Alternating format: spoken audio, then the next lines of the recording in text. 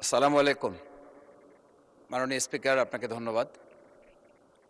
আজকে আমি মহান আল্লাহর দরবারে শুকরিয়া আদায় করি এবং আমার প্রিয় পটুয়াখালী ১১২ বাউফল ২ আসনের যারা নির্যাতন, নির্মম এবং হামলা মামলার শিকার হয়েও ভয়কে জয় করে ন্যায় এবং ইনসাফের প্রতীকে ভোট দিয়ে তারা আমাকে বিজয় করে এখানে কথা বলার সুযোগ করে দিয়েছে। মাননীয় স্পিকার, আপনি জানেন আজকে আমরা যখন এখানে দাঁড়িয়ে কথা বলি তখন আমাদেরকে এটা ভাবতে হচ্ছে যে আমরা কথা বলতে গিয়ে আবার বিগত ১৭ বছরের কোনো একটা বৈষম্যের মধ্যে পড়ে যাচ্ছি কিনা। কিন্তু আমাদেরকে এটা ভাবতে হচ্ছে আমরা যখন এখানে দাঁড়িয়ে কথা বলছি, আমাদের কথা বলার সময় শহীদ শরীফ ওসমান হাদি ইনসাফের পক্ষে কথা বলার সময় বলেছিল, আমার প্রতি যে জুলুম করবে আমি তার সাথেও ইনসাফ করতে চাই। আমরা লক্ষ্য করেছি এই সরকার প্রতিষ্ঠিত হওয়ার পর শরীফ ওসমান হাদির ব্যাপারে তার বিচারে কতটুকু কার্যকারিতা নিয়ে এসেছে তা আমরা এখন পর্যন্ত জানতে পারিনি। আমার মনে হয় আমরা সংবিধান নিয়ে ঘাটাঘাটি করতে করতে যদি সংবিধানই আমাদের রক্ষা করতে পারত, তাহলে সংবিধান আমাদেরকে বলে দিত যে আমাদের সেদিন বালু ট্রাক সরানোর ক্ষেত্রে সংবিধানের পৃষ্ঠা আমাদেরকে খুঁজতে হতো। সংবিধান যদি আমাদেরকে রক্ষা করতে পারত, তাহলে ৭২-এর সংবিধানের আলোকে আজকে আমাদের এখানে থাকার কথা না। আমি শফিকুল ইসলাম মাসুদ, আমার এখন জেলখানায় থাকার কথা। সংবিধান যদি মানতে হতো, তাহলে আমাদের মাননীয় প্রধানমন্ত্রী বাংলাদেশে থাকার কথা না, ওনার দেশের বাইরে থাকার কথা। সংবিধান মানতে হলে বর্তমান স্বরাষ্ট্রমন্ত্রীর এখন দেশের বাইরে থাকার কথা ছিল।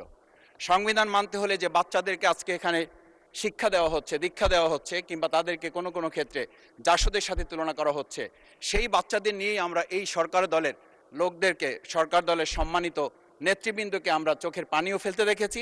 আবার কাউকে কাউকে কথা বলতেও শুনেছি যে এই সমস্ত বাচ্চাদের, আমরা তাদের শিক্ষার্থীদের আন্দোলনের সাথে আমাদের কোনো সম্পর্ক ছিল না।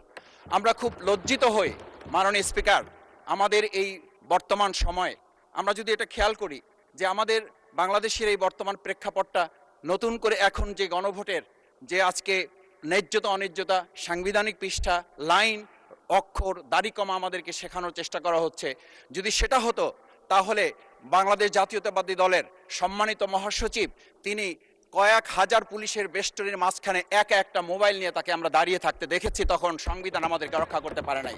মাননীয় স্পিকার, আমি ৩৫০ মামলা নিয়ে ৭ মাসের ব্যবধানে, আপনিও আমার ২-১টা মামলাতে আপনি আমাকে সহযোগিতা করেছেন, সেটা এই সুযোগে ধন্যবাদ জানাতে চাই। আমার ৩৫০ মামলা জামিন করতে ৭ মাস সময় লেগেছে, আমার বের হতে সময় লেগেছে ৪.৫ বছর। আমি সেই ৪.৫ বছরে ৩বার রিয়ারেস্ট হয়ে ২বার গুম হয়েছি। আমি তখন ডিজিএফআই, এনএসআই, ডিবিএসবির কাছে জানতে চেয়েছিলাম আমার সামনে দিয়ে বড় বড় নেতারা বের হয়ে যাচ্ছে, আমার অপরাধটা কি? তখন বলেছিল তারা হুমকি না, হুমকি হচ্ছেন আপনারা। আমাদেরকে যখন শেখ হাসিনার শেষ সরকার নিষিদ্ধ করেছিল, তখন তারা ১৪ দল মিটিং করে বলেছিল এই জামাত শিবিরই হচ্ছে সবচেয়ে বড় সমস্যা, তাদেরকে নিষিদ্ধ করলে এই আন্দোলন থেমে যাবে।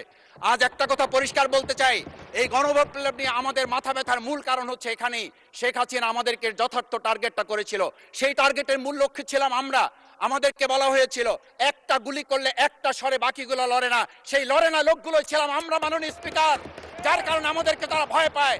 আমরা এখন বর্তমান সময় ভিডিও দেখতে পাই যেই শেখ হাসিনা বাইরে থেকে বলেছিল আমরা এই দলকে ভোট দিতে বললাম, আর সেই দল আমাদের সাথে আবার বিশ্বাসঘাতকতা করেছে। আমরা সেই শেখ হাসিনার বক্তব্য শোনার পর আমরা কাউকে আজকে এখানে বলতে শুনে নাই শেখ হাসিনার ওই বক্তব্য সঠিক নয়। এই মানুষ প্রতারিত হয়েছে, বেইমানি করা হয়েছে।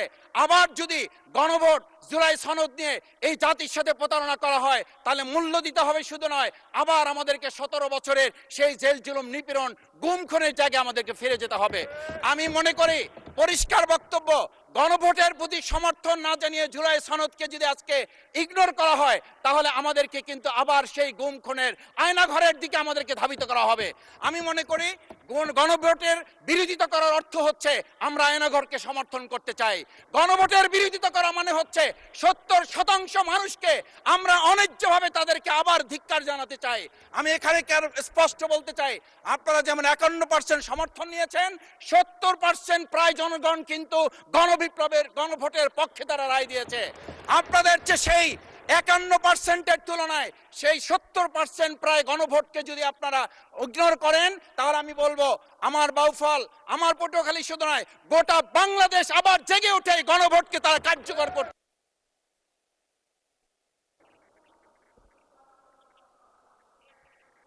ধন্যবাদ, আপনি 1 মিনিট পেয়েছেন। স্পিকার, আমি পরিষ্কার এই কথাটা এই জন্য বলছি, আজকে সংবিধানের লাইন ধরে ধরে যদি আমাদেরকে এই কথা জানতে হতো তাহলে আমাদের নেতৃবৃন্দকে ফাঁসির মঞ্চে যেতে হতো না। আমার মতো ছোট মানুষের কাছে সে সময় ডিজিএফআইয়ের কাছে প্রস্তাব এসেছিল, আপনারা কি চান, মন্ত্রিত্ব চান, দেশ পরিচালনা চান, সবকিছু দেওয়া হবে, শুধু শেখ হাসিনার নীতিতে আপনারা আসেন। সেই নীতি তো ছিল 72-এর সংবিধান, সেই নীতি নিয়ে আজকে কেন এখানে এত কথা বলা হচ্ছে?